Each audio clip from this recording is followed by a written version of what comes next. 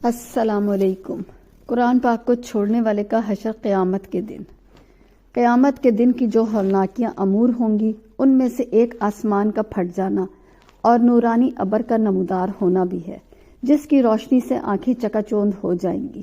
پھر فرشتے اتریں گے اور میدان محشر میں تمام انسانوں کو گھیر لیں گے۔ پھر اللہ تعالیٰ اپنے بندوں میں فیصلے کے لیے تشریف لائے گا، جیسے فرمان ہے، یعنی کہ انہیں اس بات کا انتظار ہے کہ اللہ تعالیٰ اور اس کے فرشتے بادلوں میں آئیں۔ ابن عباس رضی اللہ عنہ فرماتے ہیں، اللہ تعالیٰ اپنی تمام مخلوق کو، سب انسانوں اور کل جنات کو ایک ہی میدان میں جمع کرے گا۔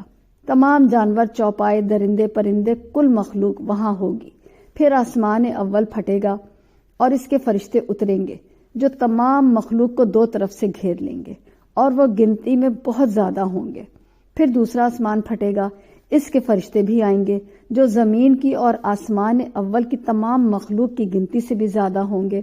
پھر تیسرا آسمان شق ہوگا اور اس کے فرشتے بھی، دونوں آسمانوں کے فرشتے مل کر زمین کی مخلوق سے بھی زیادہ ہوں گے، سب کو گھیر کے کھڑے ہو جائیں گے۔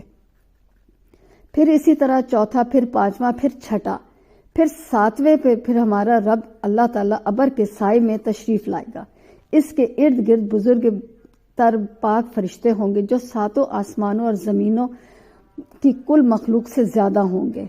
ان پر سینگوں جیسے نشان ہوں گے۔ وہ اللہ کے عرش کے نیچے خدا کی تسبیح و تہلیل و تقدیس بیان کریں گے۔ ان کے تلوے سے لے کر ٹخنے تک کا فاصلہ 500 سال کا ہوگا، ٹخنے سے گھٹنے تک کبھی اتنا ہی ہوگا۔ ابن عباس رضی اللہ عنہ کا فرمان ہے، قیامت کا نام یوم طلاق اس لیے ہے کہ اس میں زمین اور آسمان ملیں گے۔ انہیں دیکھ کر پہلے والے تو محشر والے سمجھ لیں گے کہ ہمارا اللہ آیا ہے، لیکن فرشتے سمجھا دیں گے کہ وہ آنے والا ہے، ابھی تک نازل نہیں ہوا۔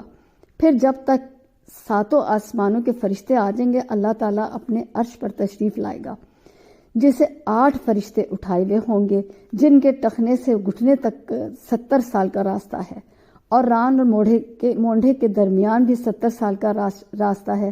ہر فرشتہ دوسرے سے علیحدہ اور جدا گانا ہے، ہر ایک کی ٹھوڑی سینے سے لگی ہوئی ہے، اور زبان پر سبحان المالک القدوس کا وظیفہ ہے۔ ان کے سروں پر ایک پھیلی ہوئی چیز ہے، جسے سرخ شفق، اس کے اوپر عرش ہوگا۔ مشہور حدیث میں ہے کہ اس کے قریب قریب مروی ہے، واللہ عالم۔ آیت میں ہے کہ اس دن ہو کا پڑنے والی ہوگی، آسمان پھٹ کر روئی کی طرح ہو جائے گا، اس کے کناروں پر فرشتے ہوں گے۔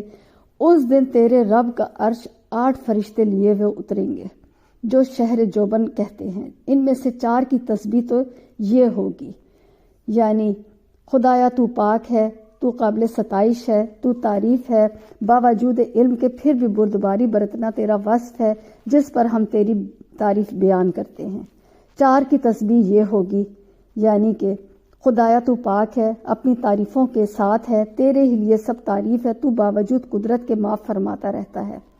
ابو بکر بن عبداللہ رحمۃ اللہ علیہ کہتے ہیں، عرش کو اترتا دیکھ کر اہل محشر کی آنکھیں پھٹ جائیں گی، جسم کانپ اٹھیں گے، دل لرز جائیں گے۔ عبداللہ بن عمر رضی اللہ عنہ فرماتے ہیں، جس وقت اللہ عز و جلال مخلوق کی طرف اترے گا تو درمیان میں 70,000 پردے ہوں گے، بعض نور کے، بعض ظلمت کے۔ اس ظلمت میں سے ایک ایسی آواز نکلے گی جس سے دل پاش پاش ہو جائیں گے۔ شاید ان کی روایت انہی تھیلوں میں سے لی گئی ہے، واللہ عالم۔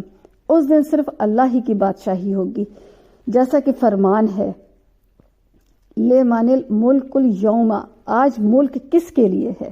صرف اللہ غالب و قہار کے لیے۔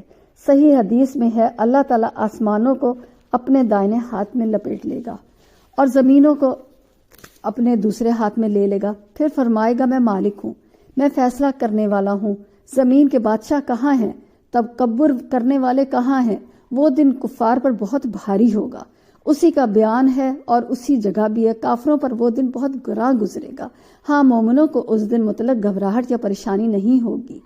حضور صلی اللہ علیہ وآلہ وسلم نے کہا ہے کہ یا رسول اللہ، 50,000 سال کا دن تو بہت ہی دراز ہوگا۔ آپ نے فرمایا، اس کی قسم جس کے ہاتھ میں میری جان ہے، مومن پر تو وہ ایک وقت کی فرض نماز سے بھی ہلکا اور آسان ہوگا۔ پیغمبر رسول اللہ صلی اللہ علیہ وسلم کے طریقے اور آپ کے لائے ہوئے کھلے حق سے ہٹ کر رسول اللہ صلی اللہ علیہ وسلم کی راہ کے سوا دوسری راہوں پر چلنے والے اس دن بڑے ہی نادم ہوں گے، حسرت و افسوس کے ساتھ اپنے ہاتھ چبا جائیں گے۔ گو ان کا نزول عقبہ بن ابن معیط کے بارے میں ہو یا کسی اور کے بارے میں، لیکن حکم کے اعتبار سے یہ ہر ایسے ظالم شامل ہے اس میں، جیسے کہ فرمان ہے، یعنی پوری 2 آیتوں تک پر پس ہر ظالم قیامت کے دن پچھتائے گا، اپنے ہاتھوں کو چبائے گا اور آہوزاری کر کے کہے گا کاش کہ میں نے نبی کی راہ اپنائی ہوتی، کاش میں نے فلاں کی عقیدت مندی نہ کی ہوتی جس نے مجھے راہ حق سے گم کر دیا۔ اس کے بھائی ابن ابی خلف کا بھی یہی حال ہوگا، ان کے سوا اور بھی بہت سے لوگوں کا یہی حال ہوگا۔ کہے گا اس نے مجھے قرآن یعنی کہ قرآن سے مجھے بیگانہ کر دیا، حالانکہ وہ مجھے تک پہنچ چکا تھا۔ اللہ تعالیٰ فرماتا ہے شیطان انسانوں کو رسوا کرنے والا ہے، وہ اسے ناحق کی طرف بلاتا ہے اور حق سے ہٹاتا ہے۔ شیطان نہ حق پہ چلنے دیتا ہے اور نہ ہی وہ اس طرف جانے کی مطلع کرتا ہے۔